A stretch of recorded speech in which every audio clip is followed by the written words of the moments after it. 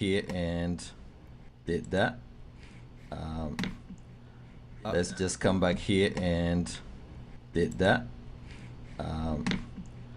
Let's just come back here and did that. States divided by the total number of workers in America is 28 grand. Let's just in come Canada, back here 15 and grand. The Canadian worker did gets that. about 55 cents for every dollar of his American, and they're both measured in USD. In Vancouver, more money goes to bureaucrats than goes to the carpenters, electricians, and plumbers who build the place. And to add insult to injury, tradespeople who build homes can't afford to live in them. Why is it that we're still importing oil when we've got the world's third biggest supply? Why is it we can't export our natural gas? I think that was perhaps the single stupidest thing I ever heard a politician say.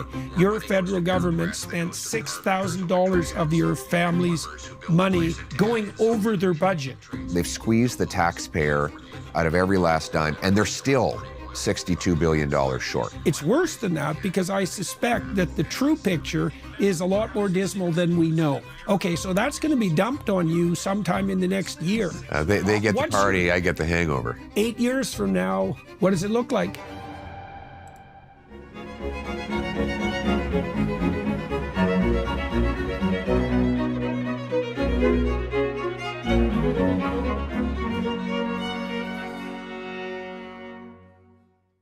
Hello, everybody. I had the opportunity and the privilege today to speak with Mr. Pierre Poilievre, who is the leader of Canada's Federal Conservative Party, but also, barring catastrophe and God willing, Canada's next Prime Minister. A transition in power in this country is likely to take place sometime between March and October or November of 2025. And it appears very probable that Pierre Poilievre is the heir presumptive and will be the next Prime Minister of Canada. And so I talked to Mr. Poilievre 2.5 years ago, which was quite shocking to me. I thought it had been more recently than that. And a lot has transpired in the meantime. What did I talk about with Pierre? Well, I think mostly what I did was give Canadians and people on the international side a chance to see who this man is in an hour and a half of discussion, and the extra half an hour on the Daily Wire side. You have enough time to get a sense of how someone responds spontaneously and emotionally and cognitively to complex and challenging questions in a manner that's not rehearsed. That's the huge advantage of the podcast format. We talked about all the stories that Mr. Poilievre has heard in his thousands of event interactions with Canadians in industrial settings, in manufacturing settings, in academic settings, so that he could inform himself about the true situation that's facing Canadians struggling to make ends meet, despite their best efforts now, which is a dismal reality in Canada with its excessive housing prices and diminishing economy. Most importantly, perhaps, what is his vision of the future that both threatens and provides opportunity for Canadians? How is it possible for the citizens of this great country to dig themselves out of the malaise and pit that has been dug for them and by them over the last 9 years? And what could be done to remove the impediments such that this country could become the dynamic industrial powerhouse that it certainly could easily become? So join us for all that. So, sir, it's been almost 2.5. So I just had to pause there for a second. That was a long introduction, and one of the things you'll notice about the good doctor is that he goes on and on and on and on.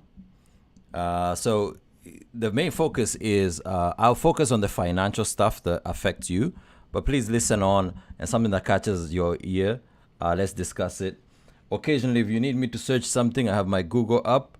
I'll search something for you, and we'll make sure that they're not out here just capping and just talking about things that don't exist.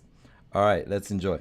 2.5 years since we sat down to talk the time before. So I guess the first thing I'd like to know is, what have you been doing during that time? I'd like to hear about your day-to-day schedule and your week-to-week schedule. Like, lay out your job. Basically, we have two parts to my professional life. It's very bifurcated. There's the Parliament Hill side, which is early morning meeting with my leadership team, House Leader, Deputy Leader, Whip, etc., to plan out the day, the battle plan for our parliamentary committees, question period, etc. That is punctuated by one weekly caucus meeting, and just the daily prosecution of the government, which is the quintessential role of an opposition leader. And then the other part to my life is touring. I asked my assistant today how many events we had done over the last year, and he said it was exactly 600. I mean, a few weeks ago it was 570 something. So we've done 600 events, and those are like tours at mills, mines, factories, farms, high-tech facilities. And we tour in, see how the place operates. Then I give a short speech, do a question and answer, and then I just mull about and shake hands with the workers for 25 minutes to an hour. And then I go on to the next stop and do it all over again. And we did that in 9 provinces and 2 territories this year. And so that's a summary of my workload and work plan to do my job. And you said 600 events. You made allusion when we were driving over here that the weekends are particularly packed, that you'll do like 10 events on Saturday or Sunday. Right. And so what a typical event, what do you enjoy about the events? Why are they useful, and what do you learn? Well, first of all, you get a practical insight into how the country actually works. Mm-hmm. Like who makes the widgets? How do those get made? How does our supply chain come together? What skill sets do these incredible workers have? What background qualified them to be a licensed welder, or to run a CNC machine, or to be the CEO of a 300-person company? Well, I hope you guys are enjoying this stream. Make sure that you leave some emojis. Let me know that you're there. What are you sipping on? I've got a bone shaker. Knowing that politician's gonna talk on, I'm excited to hear what this guy has to say for the country. That supplies parts into the American economy. And that practical insight, I think, is important if you want to lead a government and a national economy. So you learn a lot. Then I get to hear the stories of the people who work in these places and get their feedback on what they want, what their dreams and aspirations are. Yeah, I want to turn to that in some detail. Let me ask you about the parliamentary side too, because I think it'd be useful for people to know how you prepare for what you do in Parliament. It isn't obvious to me that people exactly understand the business of being in opposition, at a really practical level. Right. What do you see as your major function? I know you're there to push back against the government and to question and criticize, but it isn't obvious how you go about preparing for that, or how you decide what issues you're going to focus. Folks, there's about 18 of us on the chat. How ready do you think this guy is to be Prime Minister? Of course, not the good doctor himself, but Poilievre. Focus on, and how you distribute the responsibilities among your caucus and your broader team. So, there's a lot of discretion. You make up your mind when you wake up in the morning. You read the news. You see, I have a team that gives me a full briefing of all the published news from the mainstream media, all the news from the independent and ethnic media, all a download of the entire social media landscape, and then I respond to that by saying, well, I think these are we have roughly 25 questions we can ask. And I'll say, well, I want 10 on inflation, and 3 on violent crime, and 4 on whatever the subject happens to be in the day.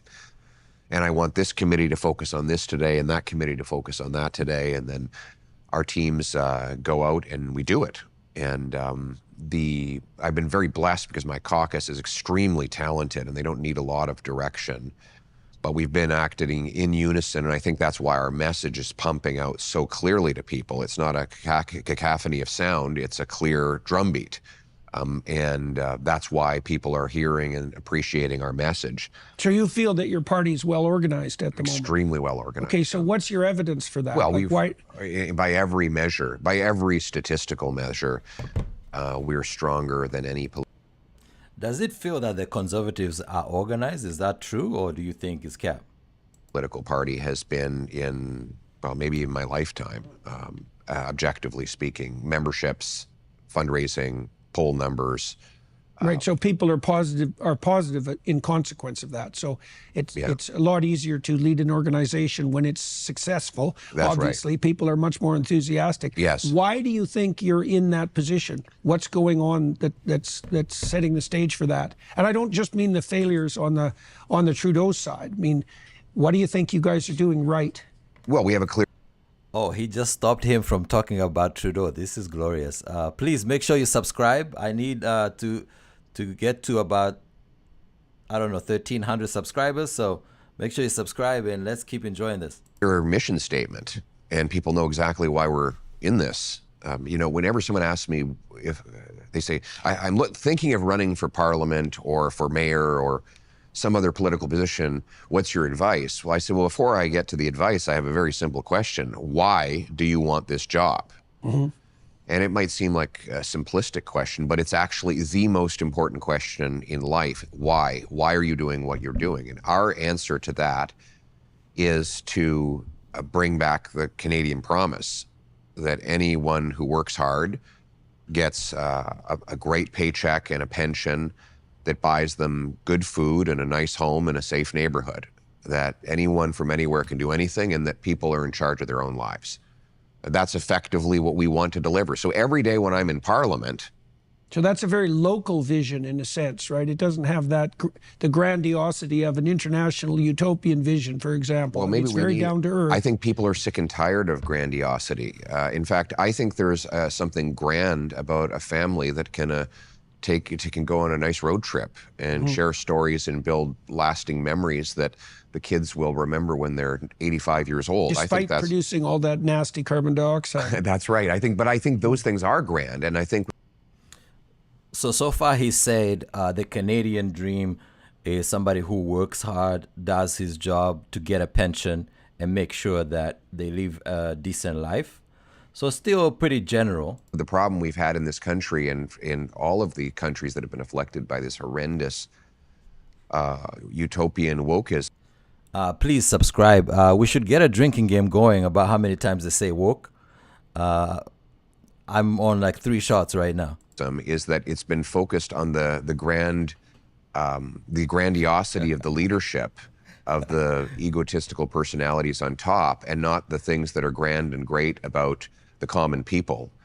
And that is another reason why I think we're doing very well. People are saying finally there's someone who's focused on letting me take back control of my own life and create a great future for my family. So that is, to answer your question, one of the reasons why we've had such incredible success over the last 2 years. In the beginning was the Word. Christ is a master at using short, mysterious this is a commercial about this, that, and the third. So I'll spare you the agony. So far it's been about describing the larger vision, and what he's saying is that he wants to bring back the Canadian dream, but he also emphasized on personal responsibility, which means the typical let the government get out of your way so that you can make your Canadian dream happen. Do you think he's resonating with you? And I know most of you in the chat are looking to participate. So out of 5, how sure are you, or how certain are you that he's ready for the office? Because by the end of the year, this guy is most likely going to be the prime minister, no doubt about it. I mean, it would be a cataclysmic event that keeps this guy from being the next prime minister. So how ready is he in your eyes? 5 being very ready, 1 being not ready at all. Let me know in the chat, and don't forget to subscribe. I'll get you back to the interview as soon as this commercial is done. attempt at wisdom without love. In both ways, you're going radically wrong. Power of love. Right, there we go. Sounds so cliche when you say 60s, it. eh? I don't want to be in a Thank you, Hallmark, but I tell you. Paul, for participating We've in got the our chat. work cut out for us, I gentlemen. think everybody else This is is getting one warmed up. peculiar But time, yeah, get your one drink. peculiar It's text. a I long sure interview, hope we're up to the we'll be here task. for a while.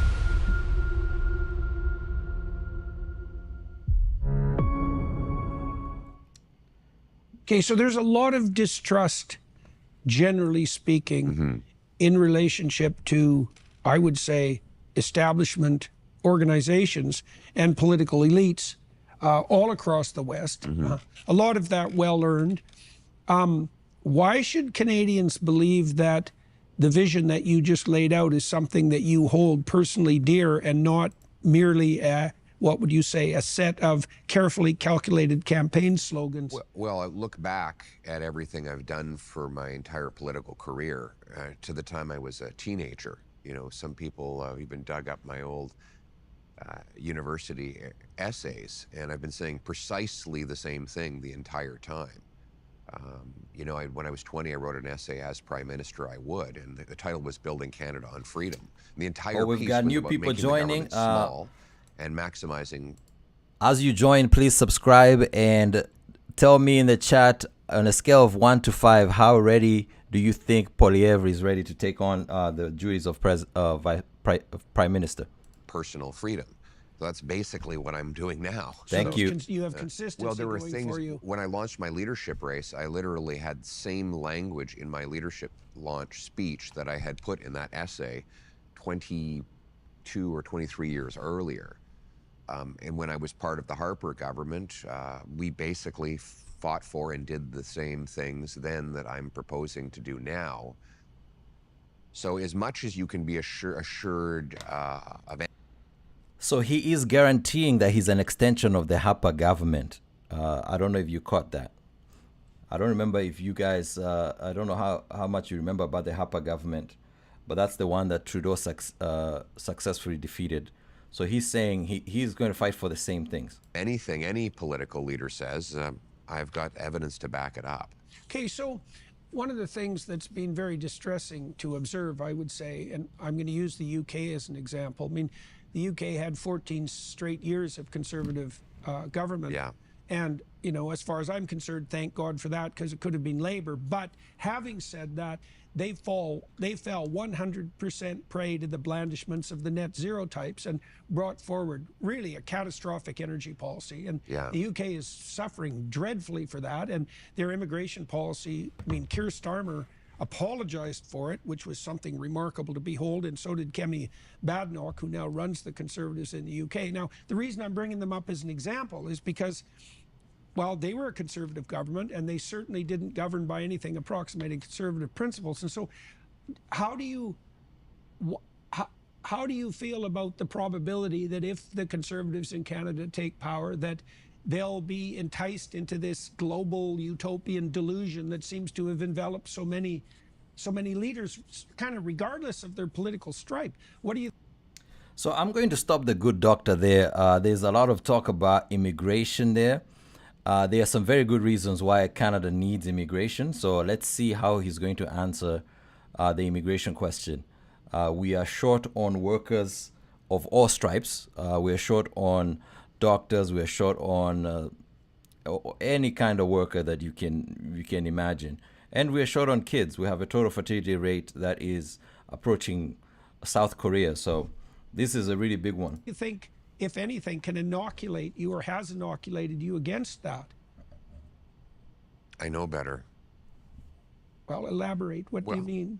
I'm not going to do that. And it will be hard because the temptation will be, this is the mistake that conservative parties around the world have made countless times. They think, well, anybody who's got a conservative mindset is already voting for me, so I can go off and chase the ideas of my political opponents, and then everyone will love me because I'll have the conservatives due to the fact that I have the name conservative, and then I'll have all these other people because I've embraced their contrary direction.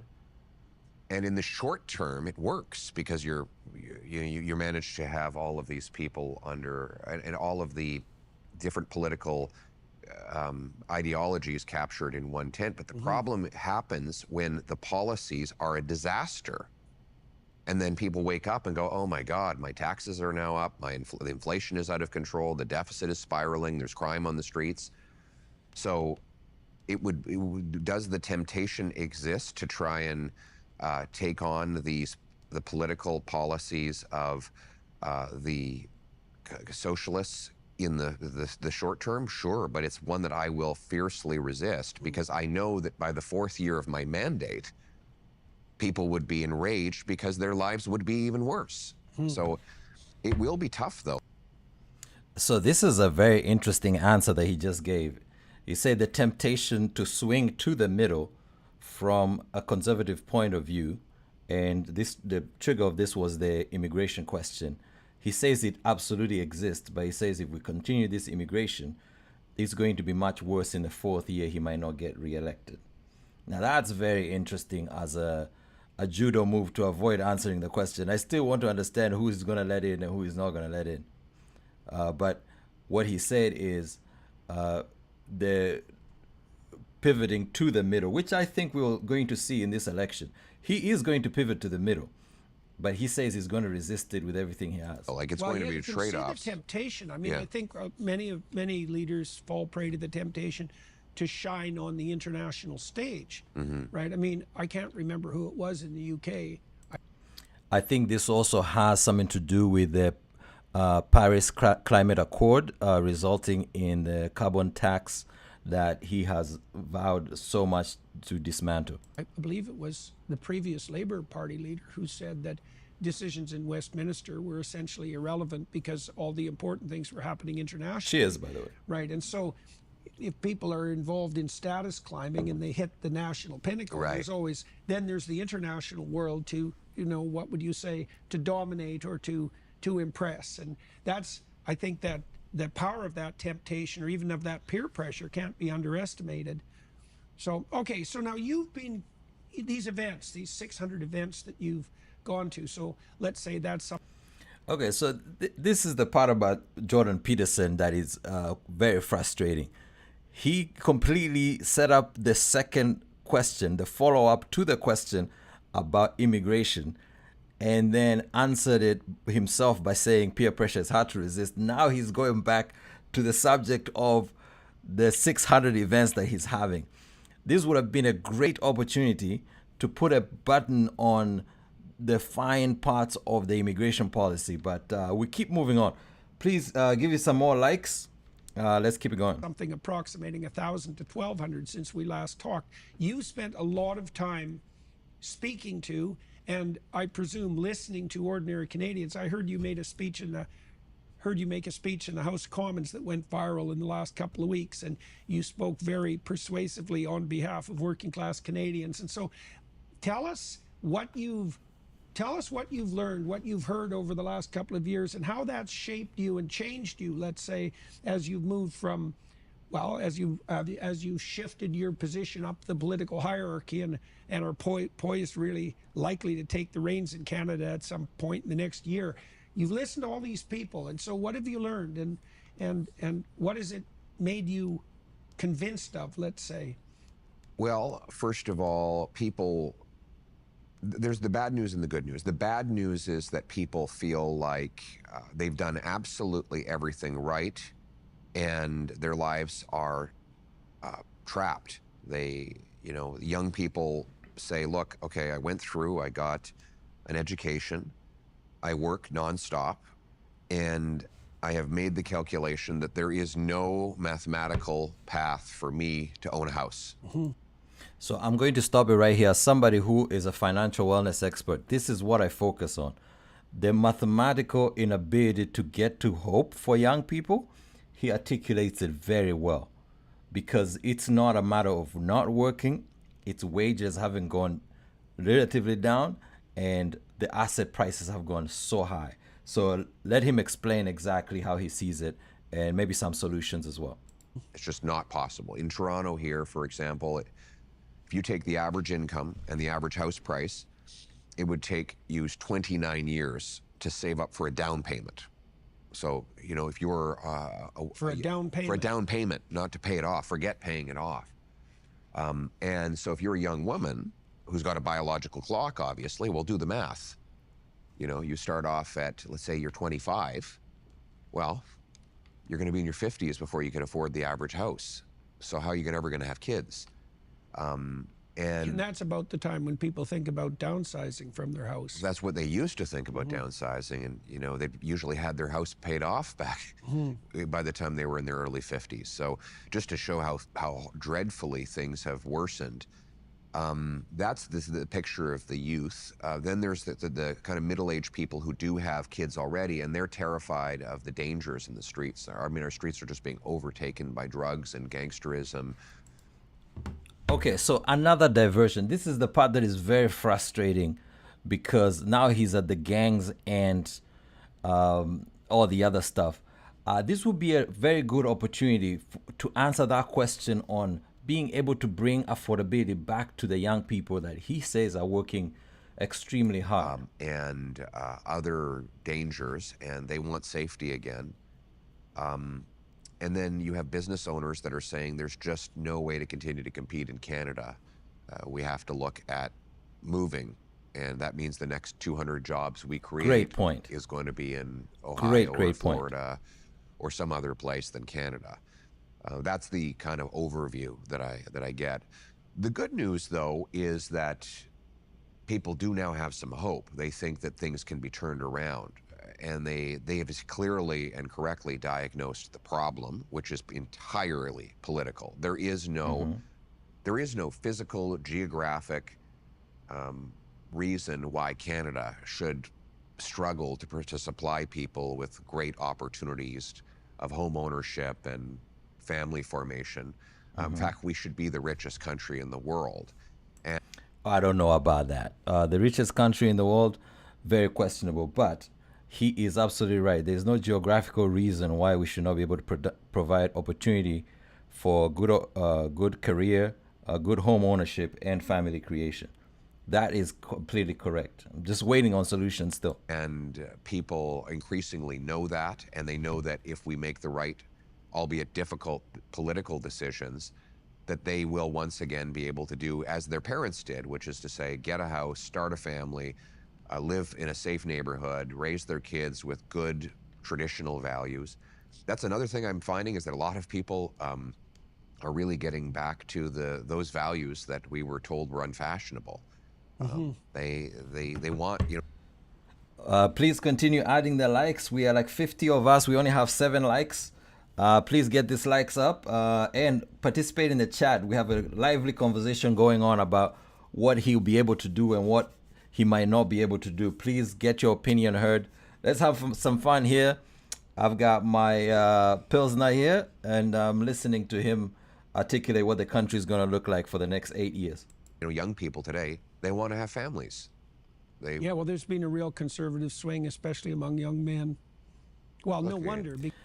Do young people want to have families? Is that confirmed? Is that a real thing? I feel like I should bring up my Google page and start Googling that. Because they've been demonized for, 30 straight years for every aspect of their masculinity, from their play preferences to their proclivity to destroy the planet with their ambition. And so there's definitely an opportunity there. And clearly your political party and you are capitalizing on that you have the support from young people increasingly right across Canada. We are winning among youth. In fact, the youth were the first to come on board with me. My rallies were overwhelmingly populated with youth, which is not normal for conservatives. Right. And the reason is because in your youth, of course, you as you write it, young people want to have. Okay, so thank you so much for participating in the chat. I know there are many passionate opinions. Please keep them as civil as possible and keep them lively. Yes, one question that I still have on the talk about young people and what they want is, how do we get this achieved? I know a majority of home buyers right now are second-time home buyers, and that can be frustrating about young people trying to get in the housing market. But there's also a problem of the Canadian dollar itself being a bit broken, This year, the Canadian dollar lost 8.67% to the American dollar. So even if you had savings, you might as well have bought American dollars. I really The would like adventure of their some lives. They want to details go on that. into the wilderness and earn a living and bring it home and Do raise something kids responsible and and- have a purpose that's bigger than just short-term short-termism. And I think, 20 years ago, the socialists would go to university campuses and say, vote for us and we'll let you be a kid forever. We'll give you free stuff and you'll never have to get a job. And that was very temporarily popular across the Western world. But then young people woke up and found out this was not a utopia, it was a total dystopia. And that all the things. Thank you to Story Lab, Powell, Northwest Coast, Same Street Racing for participating. You guys are making it lively. I appreciate you. That they really valued and wanted for their lives were impossible when they were being borne down upon by this massive state. They've learned that help is the sunny side of control, and so now young people are. And I love this. This is great news. Our young people are saying, "I want to start a business. I want to invent something. I want to create things. I want to become a tradesman," and then. By the way, I know he's not putting numbers to this, but half of all millennials have a side hustle. He's right when he says young people are literally saying they want to invent stuff. So giving them a business environment that actually allows them not to just sell to their friends, but to sell to the US is kind of where I'm going with the looking for solutions question. When I get good enough at that, I want to hire 5 other tradesmen, and by the time I retire, I want to have 300 employees, and then I want to give that company to my kids. These are the stories that I hear when I go out and about in Canada, and the great news is we can have all those things. That's the optimistic message that I have for people. But we've got a limitless supply of resources here. We're like a cornucopia. The 3rd biggest supply of oil, 5th biggest supply of natural gas, biggest supply of uranium, 5th biggest supply of lithium. We've got not 1, not 2, not 3, but 4 coasts to tidewater. Right. We live next to the biggest military and economic superpower the world has ever seen. We have a highly educated population and the best system of government in the history of the world, the parliamentary system. Not the best government.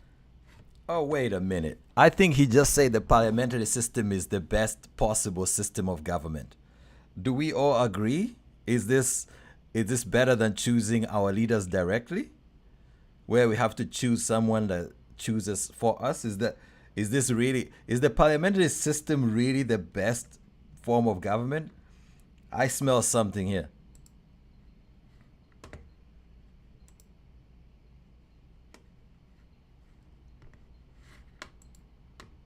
But the best system of government. So all these massive advantages, we just need to unleash that potential. Right. So the unhappiness that you're seeing among young people seems to me to be a consequence of the mismatch between the opportunity they see right in front of them and their frustration at the fact that that opportunity can't be capitalized on, even if they're contributing their fair share. And they're definitely doing their part. Like they really are. It's always been a habit of older people to say, the youth these days. When I look at the young people today, all they do is work. I am astonished when I meet young university students how much they work outside of their studies just to scrape by. How many hours of labor they do as waitresses or in another service job so that they can pay their bills. Way more than when I was a student, 25 years ago. When I was a kid in Alberta, I could work in the summer, and I didn't work on the rig, so I didn't have one of the high-paying jobs. Right. I had a more, what would you say, a job that was secondarily associated with the resource economy. I could make enough money in the summer, in 2 months, 4 months, to pay for the tuition and my entire year's rent. Of course. Right. And now these kids are working 20, 30 hours a week in addition to a full. Thank you so much, Mta. Yes, there are some elements of this where he gets away with saying Canada is a cornucopia of resources, Canada is the best. And you know what? As a politician, I kind of grant him that. You've got to beat your chest. But as much as I like Jordan Peterson or the interview skills, he might have to hire you for the interviewing skills. You have to give a good follow-up question to let the interview be interesting. Course load. And they look exhausted. When I meet young people today, they are exhausted. They have bags under their eyes, and all they do is work. And the worst part about it is not that they're working all the time. It's that they don't see a light at the end of the tunnel. Are you tired of feeling sluggish, run down, or just... All right, so they are in commercial. We are going to talk about some of the things going on in the chat. Most people have not pointed out that they are getting solutions from this, and I'm one of them. But he is very articulate on what the problem is. The number of hours that the youth are working is ridiculous, and the access to wealth is completely upside down. And part of the reason why I would have liked the question on immigration to be addressed earlier is because without new immigration and people working at capacity hours, we have an aging population that has money stashed away that they are not spending on making businesses work. So let's get back to it. Like you said, the deal was supposed to be, if you do things right, you'll be rewarded. Yes. Right, and that's the intergenerational compact, essentially. Yes. And there isn't anything that defines hopelessness more clearly than seeing that if you do all the right things, the pathway is paved to failure. Right. Right. So that's so demoralizing. And, you know, what's even worse about that is that the people who are most demoralized by that are precisely the people who would be most productive and hardworking. Because the ones that are sponging along, they don't give a damn anyways, right? They're not losing any glorious future, and they're not sacrificing for it anyways. But it's really not good when your economy is set up to punish people who are entrepreneurial and hardworking. And that's what it does right now. Okay, so let's delve into that a little bit. So I've been tracking economic statistics. Hey, cheers to everyone. We just had 12 likes. This is a milestone for the channel, so big up to yourself, and make sure you subscribe. It's in relationship to Canada, and sort of left me open-mouthed in amazement at our dismal condition. So from what I've been able to understand, the richest people per capita in terms of GDP per person, gross domestic product per person, so that's total productivity, is Ontario. And Ontario inhabitants are now poorer per capita than inhabitants of Mississippi, and that's the poorest American state. So the inhabitants of Canada's richest province are poorer than the inhabitants of the United States' poorest state. And that's actually occurred primarily in the last 10 years. Yes. And because we were basically at parity before. So I'll pause this to say this is not true. Mississippi is at 55, maybe with a conversion to USD. Mississippi is at 52, and Ontario is at 71. So I'll let him ask the question, but one of the reasons I'm here is to make sure that I check all the BS that might happen. But it's a great question on why we're not as prosperous as, let's say, California or Chicago. For that. Yes. And had historically been not quite as rich as the Americans, with some, you know, blips above them, but pretty much tracking them one-to-one. Yeah. And now it's 60%, something like that. And that's not all the bad news, because it's 60% in terms of absolute wealth, and a real estate market that's twice as expensive approximately on average. Yeah. Right. So now it's really bad. It's really incredible. Like 10 years ago, the New York Times wrote an article, welcome to Canada, we're home of the world's most affluent middle class. And in that article, the Times had calculated that median American and Canadian incomes were tied, and that Canadians were slightly better off. Now, part of that was because of the 08-09 financial crisis hit them harder than it hit us, but still, now, per capita GDP in the States is $22,000 higher than in Canada, measured in USD. So that's about almost 30,000 measured in. Right. So that's a whole other income, essentially. Yes. That's a whole other part-time income. Exactly. Yeah. And then, as you correctly point out, their real estate is significantly cheaper than ours. So their dollars go a lot further, even when you match up the exchange rates. And what's worse than that is that the leading indicators are even more horrific. And leading indicators, for example, are investment dollars, because your wealth tomorrow is determined by your investment today. So if your employer, for example, He couldn't have said it any better. Your wealth tomorrow is dependent on your investment today. Like, this guy, of all the things he has, his one-liners are insanely accurate. Like, he has this one-liners of like a historic proportion. Like, he is really good on the mic. is buying lots of new tools and technology, you're going to be able to crank out more widgets. So you crank out those widgets, then you can ultimately make more income down the road. If you take business investment and divide it by the number of workers, the American worker gets $28,000 of investment measured in US dollars. This is per capita? Per worker. Or per year? Per worker, per member of the labor force. Okay. So you take the total business investment of the United States divided by the total number of workers in America, it's 28 grand. In Canada, it's 15 grand. So the Canadian worker gets about 55 cents for every dollar of his American, and they're both measured in USD. So how is the Canadian worker? That's investment in future productivity? That's investment in machines, in technology, warehouses, factories. I see. Any capital investment that businesses make divided by the number of workers, that's the measurement. So now that means they're getting better technology, better new machines, better tools than our workers, and they will be able to crank out even greater wages for their people than we will, unless we catch up with that. Our productivity is another major problem. Like right now, and that's productivity sounds complicated. It's actually extremely simple. You just take the GDP and you divide it by the hours worked in the country. So American GDP is $80. So for every hour an American worker works, on average, he or she produces $80 of GDP. GDP. In Canada, it's 50. So that's every hour. So that means we have to work 60% more just to make the same amount and have the same level of income to buy food and housing. So that's the.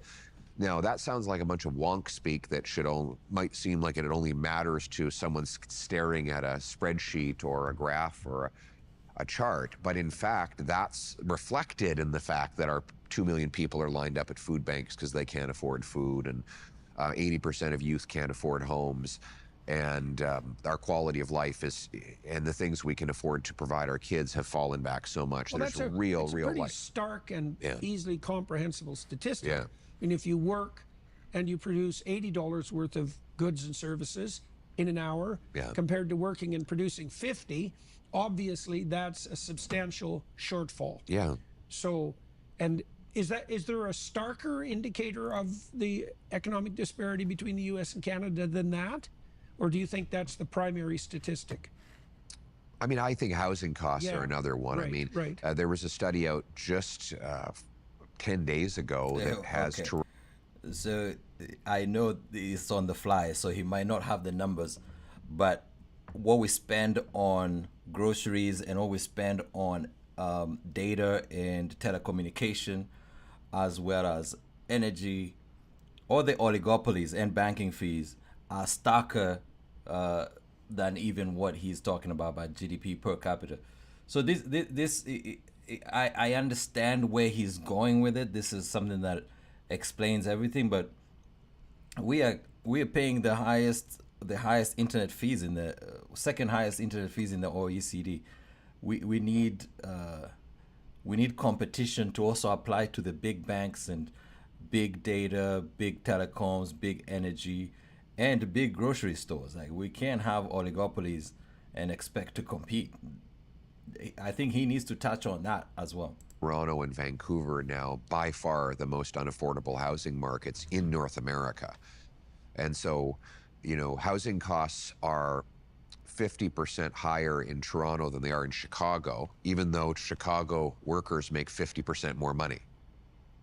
The same is true between Vancouver and Seattle. Seattle workers make way more than Vancouver workers, but housing is 60 or 70% more expensive in Vancouver. So on so all we're the making measures, less by a lot. yes, By a lot. by a lot. Yeah. And we're paying more. Paying more by a lot. Yeah. Right, and most of that's transpired in the last 10 years. Yes, and we're paying the difference by accumulating enormous quantities of debt. Our households are by far the most indebted in the G7. When you divide total household debt by GDP, we now have a bigger stock of household debt than our entire economy. We are more indebted as households than the Americans were right before the '08. So this is actually a very good point, and I want to point out what Travis and Powell are saying. Powell are saying in the chat. Part of how you get punished by working harder is if you make more money per hour as an employee, you will get taxed a hell lot more than if you are a business. However, changing from an employee to a business is not always a clear-cut lane. So it gets a bit murky and tougher. But I also understand that we need more labor to participate in growing the economy because we do have an aging population. If we are not having the kids, we need a solution to how are the people going to grow the productive base? Like, how are we doing this? Financial crisis. And so what we have as a model in Canada is we have artificial scarcity imposed by a very heavy and restrictive state, confiscatory state. So that suppresses production. Mm-hmm. But in order to allow for consumption, we print money and borrow money and then flood the economy with that money. Okay, so that's another problem. So that's the inflationary problem. Yes. Now, the problem with inflation, there's many problems with inflation, but one of them is that it particularly punishes people who are thrifty and who save. Yes. Right. So inflation punishes the people who forego gratification to invest in the future. That's right. Right, so that's a very bad idea. It's a horrible. Inflation is the single most immoral tax for so many reasons. One, it takes from savers and people who are trying to be responsible, thus making it impossible to be responsible. Right. Because you will, if you refuse to play the inflation game of borrowing money to buy things you can't afford. It's very interesting that he says inflation is the most immoral tax, while he says carbon tax is also the most immoral tax. While I agree with him, all this taxation is at this level is quite immoral for what you get as government service. His take on inflation is spot on. Someone else inevitably will, and you won't be able to afford anything. So you ultimately have to act responsibly. It's like Milton Friedman was asked, what would you do with your money in times of inflation? He said, spend it. Right. Like the first thing you want to do when inflation is out of control is to make sure you get rid of this thing that's losing its value. The second reason it's immoral is it takes from the poor, because the poorest people they do not have the ability to buy inflation-proof assets like gold and real estate and fancy watches and art collections. Oh, this is the part right here. Inflation-proof assets are the only way to protect against inflation. Not making more money, not any of that. Inflation capture assets, he says inflation-proof. There's no such thing as inflation-proof. It's inflation capture and inflation inflated goods. So if you're spending, you are exposed to inflation. Inflation capture is whoever is setting the price. So instead of buying the iPhone, you buy the Apple stock. Collections and fancy wines and things that go up with or even exceed inflation. So it's a very big wealth transfer from the poor and the working class to the very, very wealthy. A very small group of people actually get richer. So the socialist policies that provide goods and services to Canadians, let's say, or denizens of other countries, by printing money, actually punish the poor brutally. Oh, absolutely. In consequence of the inflation that they generate. Yes, I mean, all the socialist policies in practice redistribute from the working class to the super wealthy in practice. And I can prove that again and again and again. Not in theory. In practice. Yeah. In practice, all the redistribution that happens in these so-called socialist countries ultimately goes from the working class to the super wealthy. That is the reality. But just one last thing on inflation. The final reason why it's so immoral is nobody votes on it. The basic principle of our parliamentary system is the government can't tax what Parliament has not voted. The people must, no taxation without representation, right? But no one ever votes to have the money printing happen. And so the inflation is adopted secretly, and you blame the grocer because groceries are more expensive, or your local gas station because gas is more, or your realtor because when in fact it was actually. Okay, so this part here, he's doing that three card Monty thing. So first of all, he says Parliament doesn't vote on inflation because it's the central bank that decides to inflate. But he also says the blame to grocers is unwarranted, which is not true, because the monopoly that the grocers have in Canada literally is a price gouging mechanism, similar to banks, similar to energy, and similar to the telcos.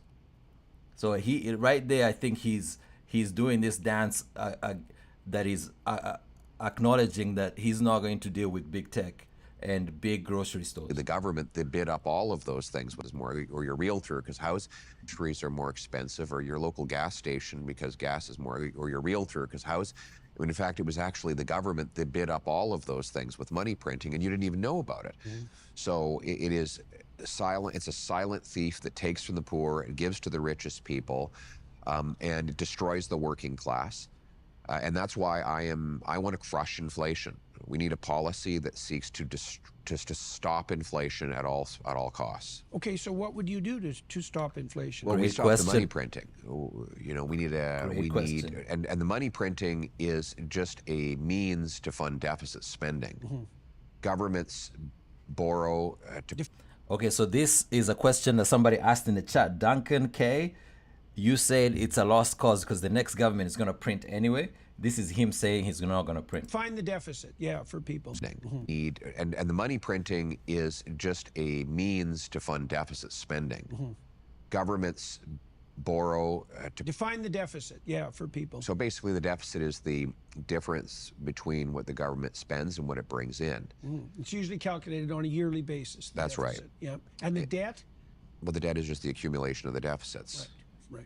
So the deficit right now is $62 billion. And I thought it had a ceiling of 41 billion, yeah. Right. Wasn't that a ceiling? Yeah. Guess not, eh? I guess not. Look, there are very real present-day consequences for that. Deficits increase the money supply. Central banks effectively facilitate that increase in the money supply, and that causes inflation. And you know, it's why I have a buddy whose family moved here from Italy back in 1973. His father worked paving roads, and his mother made sandwiches in a senior's home. They were able to pay off their home 10 minutes from Parliament Hill in 7 years. Right. Their grandchildren wouldn't be able to save up a down payment for that home in 15 years, and they will be university educated with all the advantages of having been here 2 decades. That is the consequence of the money supply growing vastly quicker than the stuff that money buys. So what we have to do is stop growing the money supply and start growing the stuff money buys, right? Produce more energy, grow more food, build more homes. We have to unleash the free enterprise system to produce more stuff of value. That's a good point. And this is where we have to remove the artificial scarcity that the government is imposing on the population. Let's incentivize our municipalities to grant the fastest building permits in the world to build homes. And you have a plan for that, in principle. Yes, I mean, I'm going to say to the municipal governments, they either speed up permits, cut development charges, and free up land, or they will lose their federal infrastructure money. So they will have a powerful carrot and stick incentive. I like that. He just mentioned that permitting is going to be on a carrot and stick basis. Now, this is actually a game changer because we need to build more houses. And to build more houses, we need to incentivize municipals to cut the red tape. Now, the red tape adds jobs and it adds bigger government.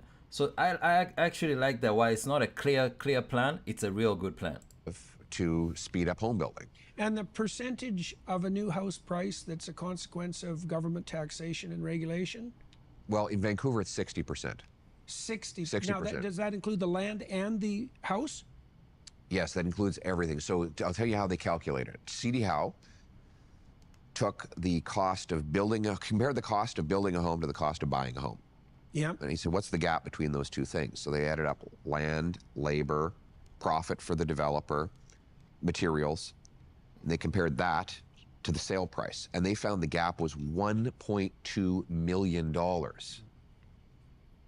So that's $1.2 million of extra cost above and beyond the materials, the labor, the land, and the profit for the developer. So where's that going? Well, the answer is development charges, sales taxes, land transfer taxes, Right. the delays in getting the permit, time is money, the consultants, lawyers, accountants, lobbyists that the developer has to hire in order to get the approval. So in other words, we're spending twice, in Vancouver, we spend twice as much on bureaucrats than we do on all other things combined to build a home. More money goes to bureaucrats than goes to the carpenters, electricians, and plumbers who build the place. And to add insult to injury, That's crazy. tradespeople who build homes can't afford to live in them. Right. I mean, it is, so what we need to do is slash the bureaucracy. And I'm going to say to the mayors, let's you're give not it more getting likes. federal We have 14 infrastructure likes, money which until is you dope. slash your development But charges, let's get it speed up like your permits. 20. I'm going to take the federal GST Let's off get to like new 20. homes Let's do it. under a certain limit and encourage the provinces to do the same. But we've got so much land. Like we should have the most affordable housing in the world. I mean, it should be dirt cheap because we have the most dirt. We just need to get the government out of the way. The same goes for our resource sector. I mean, why is it that we're still importing oil when we've got the world's third biggest supply? Why is it we can't export our natural gas overseas? You mean like to Germany and Japan, even when they ask? Exactly. And are offering multi-decade contracts at distressed prices because they're so Yes. desperate for energy. Yeah. Right. And we can't make a business case for that famously. Yes, this is Yeah, the that was, I opportunity. think that was perhaps the single stupidest thing I ever heard a politician say. And that's a really hard contest to win. As we celebrate the gift of life, you have. All right, so another commercial. I'm not going to play these commercials because they're on another network. But great discussion. One of the things that seems to be catching on in the chat is what to do with people who are coming in for school and they're not graduating. And mind you, I have worked with some of these colleges, and some of these colleges are paper colleges. Like they will get admission, and then they will take that admission and contract it out to like Sheridan College. So your let's say your enrollment is with Pocketbook Wellness College, but your education is with Sheridan. And when it's time to graduate, you go and get a Pocketbook Wellness College graduation, but you paid 80%. So it's kind of like a system of laundering education. But the problem is everybody is aware. Like I would like to say, Duncan says how much OF student creators got taxed. I cannot answer that. I just know that the minute you make legitimate money, you get taxed. Let's get back to it. But that's a very good question. Yes, please follow Travis. OF means something else that is not economic. Or maybe it is economic. Let's get back to the show.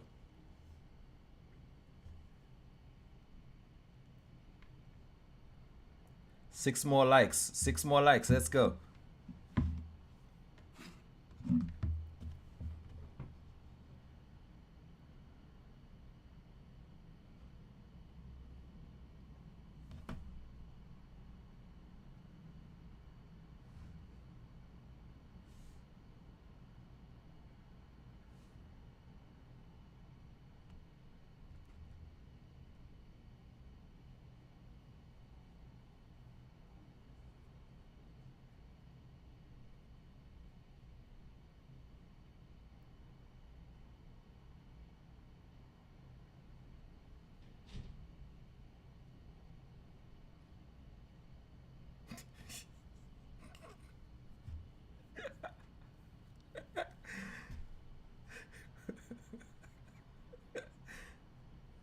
man.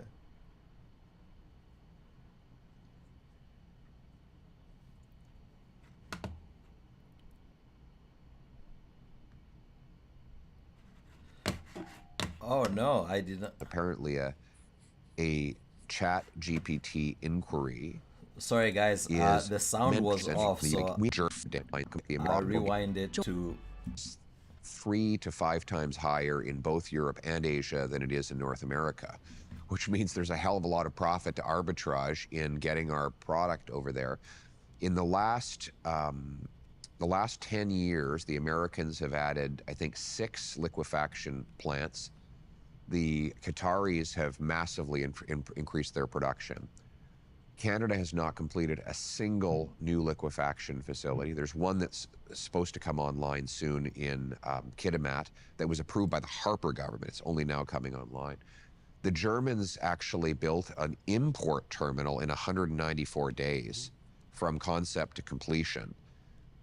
We've had direct formal requests for our natural gas from Japan, Greece, Germany, France, and I'm probably missing some others.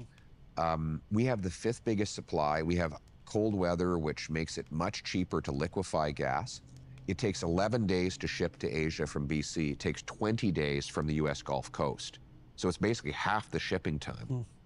And you figured out a way to monetize cold weather. Yes, exactly. It's a very difficult thing to do. Exactly, yeah. Which also will help with data centers.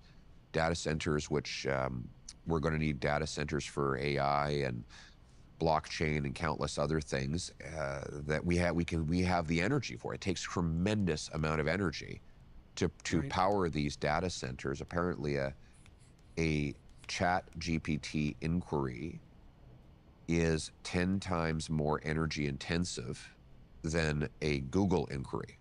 So That's I think crazy. it's 2. Does that sound realistic?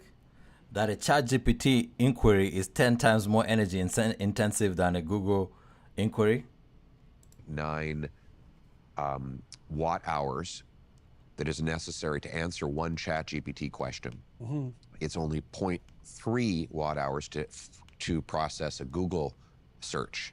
Right. So in other words, the thing about human brains is, it turns out that the remarkable thing about human brains is how smart they are for how little energy they use. Right. Right. Whereas we're building machines that are super intelligent, but they're very energy hungry. Right. Well, we have a lot of artificial intelligence in government as well, but it's a different kind. Yeah. But, That's for sure. This guy is so good. So now that we're halfway into the interview, on the scale of 1 to 5, 5 being this guy is ready for prime time, 1 being, I don't know, he might need some work. Type in the number that you think this guy is on. But we could be powering these data centers with Canadian natural gas generators, with nuclear. We have the biggest supply of uranium. We invented the CANDU. We have the incredible nuclear physicists and engineers. 60% of Ontario's energy already comes from nuclear. So we could be powering these facilities, and they're just beasts that are going to gobble up electricity. Yeah, the tech companies are absolutely desperate for it. Right. I mean, Facebook, I understand they're looking at building their own nuclear plant to power. Yeah, and Microsoft revitalized 3 Mile Island. I didn't know that. Yeah. So and they bought all the power that it's going to generate. We have about 250 data centers in Canada. We could do a hell of a lot more, and our secret sauce is our energy, our incredible supply of energy of all kinds: hydro, nuclear, natural gas, you name it. So let's unleash the production of these resources and bring all that money home. We could try to organize things so that energy superpower wasn't an insulting phrase. Well, National Bank did a study. If you want to talk to these environmental loons that hate our energy sector, they said, the great economist Stéphane Marion out of Calgary, National Bank, said if we displaced half of the electricity demand that India will have added to its grid over the next 20 years by supplying our natural gas instead of them using coal, it would reduce global emissions by 2.5 billion Sorry tons, about that, guys. which is 3 times the emissions of all of Canada. So in other words, by exporting our gas, which There you is go. half as emissions intensive as coal, Mm-hmm. we could do far more than we could even do if we shut our entire economy down and disappeared from the earth. So why don't we address the environment with energy abundance instead of energy poverty?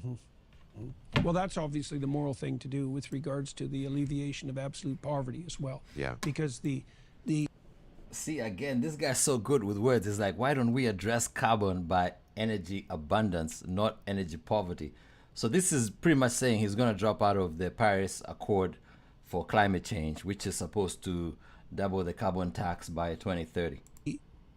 there's an environmental case to be made for that too, which I learned about 15 years ago.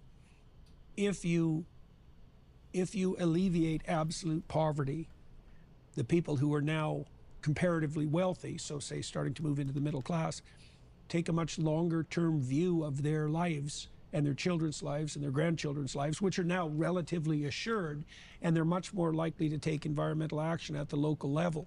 So it looks like the fastest pathway to a genuinely green and sustainable future is through the eradication of absolute poverty. Right. And the most effective route to that is cheap energy. Right. So absolutely. So it looks like we could have a green future and eat our cake too, so to speak. And Canada could definitely be at the forefront of that. Absolutely. So, okay, so I want to turn back to some numbers. The deficit this year was 61 billion. That was last year's deficit.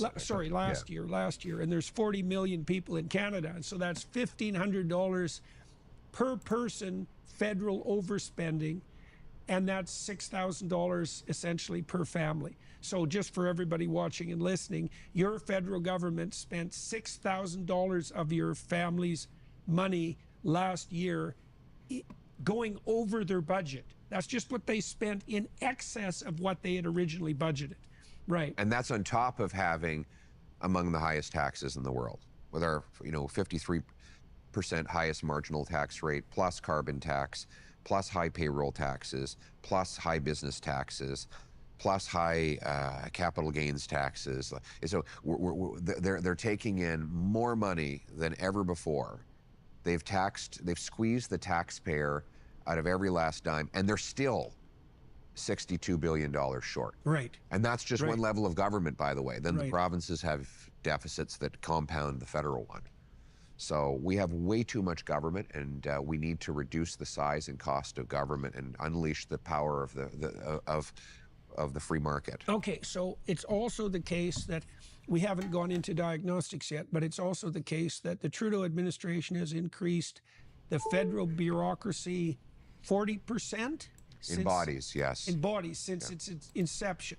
Yeah. Right. That's crazy. But despite that, they've also radically increased the amount of money that they're spending on consultants, Yes. who are about as expensive. They're as expensive as employees Oh, they're go way more as- expensive. Yeah, as any employee you could ever possibly Yeah. have, right? $600 an hour, something like that. Right. So they've massively increased the size of the federal bureaucracy, but also massively increased the degree to which they outsource the work that hypothetically the bureaucrats should be doing. And this is not, it sounds like one of those sort of annoying things that that bothers us all, but isn't very substantive. You think one guy is making $600 an hour. We're spending $21 billion on federal government consultants alone.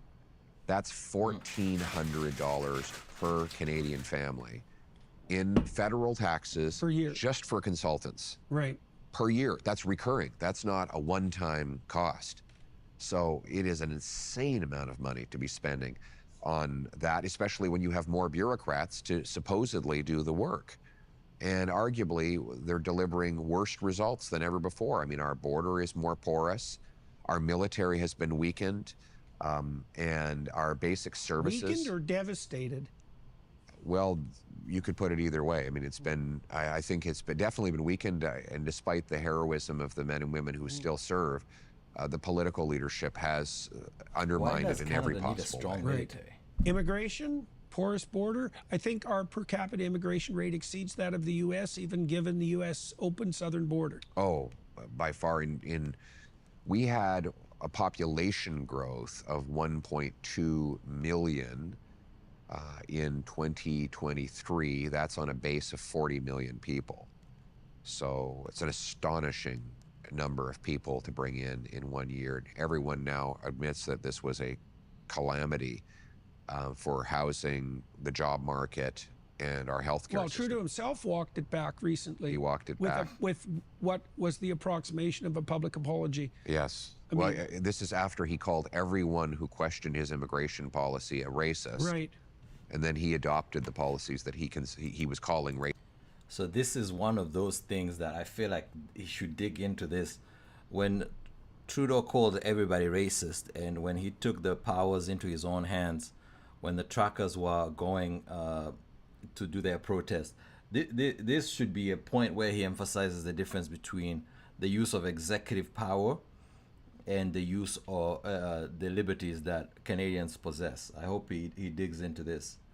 But yeah, one thing I will not miss is Trudeau answering everything by saying everyone is racist. Even though I do believe there are racists out there. Racist only a year and a half earlier. So. Okay, so that's a lot of. I just talked to Terry Glavin, a Canadian journalist, this week too, and he did about a 5-dimensional analysis of the trouble that Canada was in. It was blackly comic in some ways, because we realized at the end of the conversation, or near the end of it, that we hadn't even discussed the ever-present threat of the Quebec separatists. And I was thinking, oh my God, like, Canada's in a pretty dismal state when the threat of Quebec separatism is number 6 on the list of threats to the integrity of the country. Yes. Right. So okay. So now No, this is. yeah, that's making a comeback too. God. Yeah, I know. I mean, I know. The PQ is now leading in the polls in Quebec after they had been completely obliterated in the Harper era.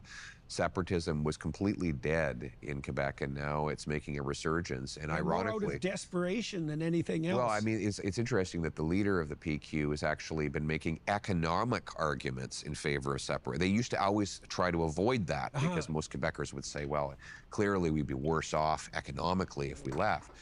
But because Trudeau has been such, and Freeland and the entire Liberal gang in Ottawa has been such a colossal disaster for our national economy, the separatists are now able to make the argument that they would be better off separating from that calamity. Now, I Maybe intend that was to the plan all along. maybe I intend to reverse that argument by making our economy strong again. But it really is astonishing to see how badly things have changed in every respect. Okay, so this has really transpired in large part over the 9 to 10 year period that Trudeau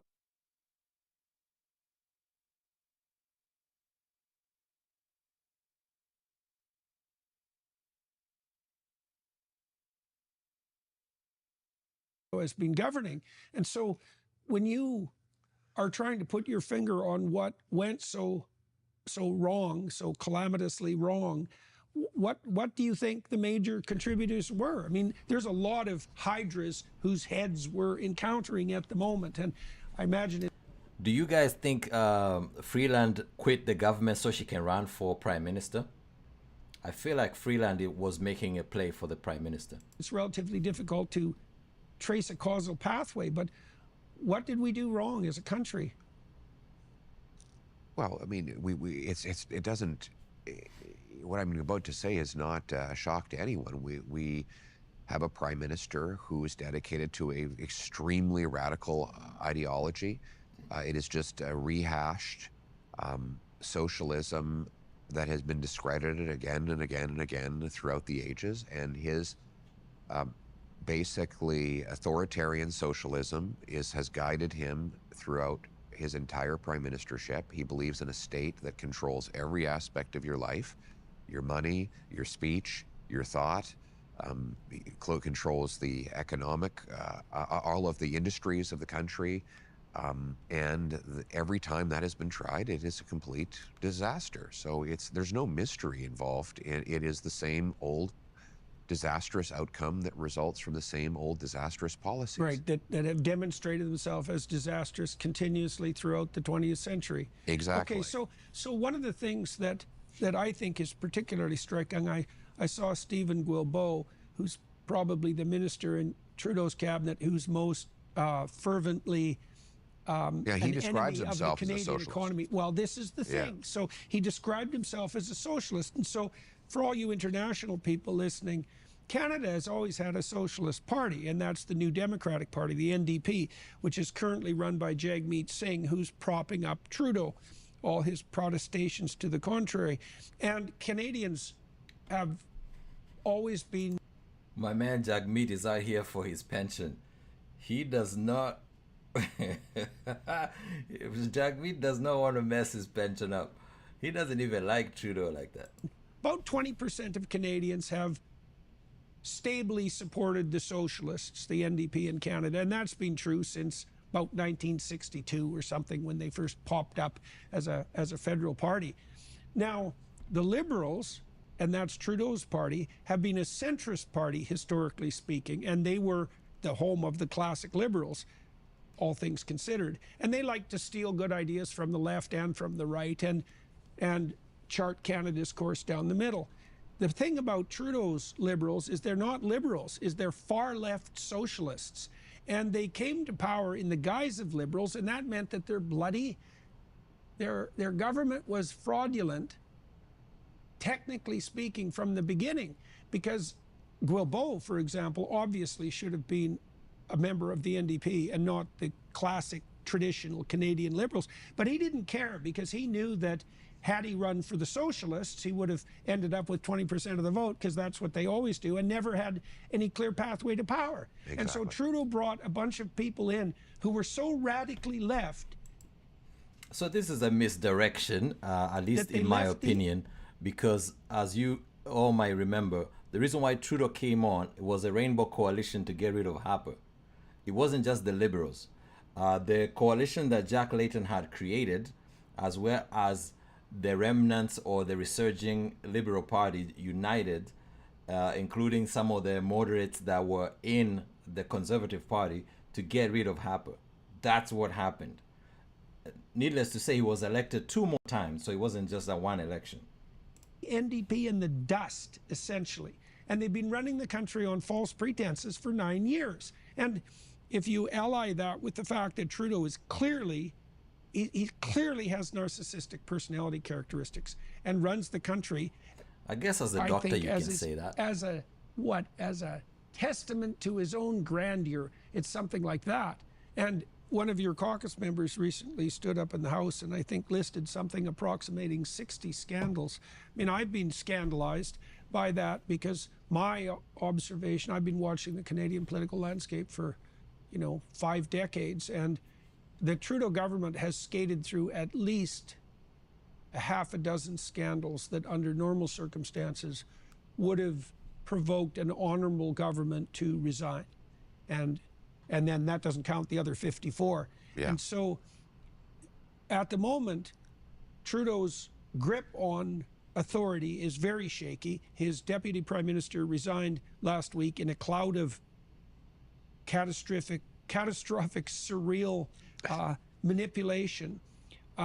He shuffled his cabinet this week. At least a third of his caucus doesn't have any confidence in him, but he's being propped up by the socialists, Jagmeet Singh in particular, who also continually proclaims publicly that he is an opponent of the Trudeau government and is standing up against him, while refusing categorically to do anything, to do the thing that's actually in his power to bring down the government. So do you want to, I just can't understand this at all. So do you want to walk us through this? Well, let's first of all shed a brief tear for Jagmeet Singh, because the problem he has is that he's trying to be an NDP leader, and we already have an NDP prime minister. I mean, Justin Trudeau is he's actually much more radical than the traditional NDP. As the NDP themselves admit, the previous leaders of the NDP. Yes, he attacked the NDP Trudeau attacked the NDP for being too conservative. Yep. But because he had the comfortable blanket of the Liberal Party, which governed for most of the last century, people didn't realize what kind of radical they were dealing with. Yeah. The second problem Jagmeet Singh has is that all of his political ideology is implemented now. So And we're seeing it. Like, people look around and say, okay, this is what it looks like. The utopia the NDP has been spinning in the corner of Parliament. They told us everything was going to be free and wonderful and just, and there would be racial equity. There would be there would be unicorns and butterflies and rainbows, and this would be the utopia. Well, now that all of their policy agenda, rainbows, though, well, truth be told. all of their agenda is implemented, and people look around and it's a hellscape. We have 1,400 homeless encampments in Ontario, 35 in Halifax. We have hate crimes are up 253% in the last 9 years. The military is decimated. Wages are dropping. Like, it's the list goes on. And so Jagmeet Singh is trying to disown that ideology, even though that it belongs to him.